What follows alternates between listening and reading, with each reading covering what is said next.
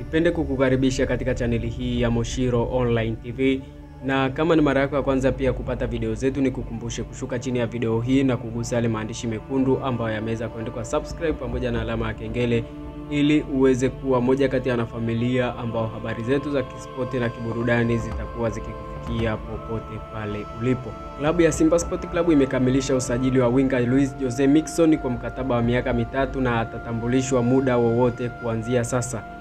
Miquissone mwenye umri wa miaka 27, raia wa Msumbiji, anatua klabuni hapo baada ya kuvunja mkataba wake na mabingwa wa Afrika Al Ahly kwa makubaliano ya pande zote mbili.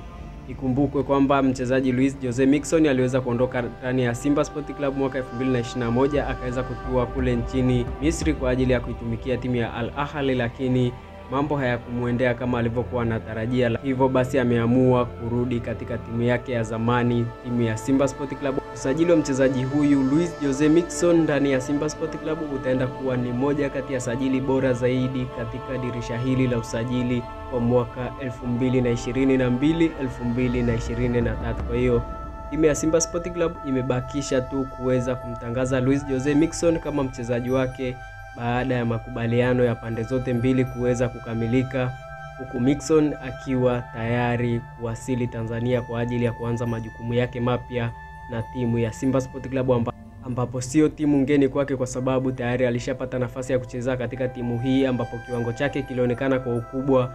Hivyo tayari ni mchezaji ambaye pia anajua ligi, hivyo ni mchezaji pia ambaye anajua ligi ya Tanzania vizuri. Kwa hiyo tutegemee mchezaji Luis Jose Miquissone akirudi kwenye yale makali yake ya mwanzo na kuweza kufanya vizuri zaidi. Ili uendelee kuwa kwanza kupata video zetu, usisahau kugusa maneno ya mekundu yaliyoandikwa subscribe pamoja na alama ya kengele ambayo yapo chini ya video hii.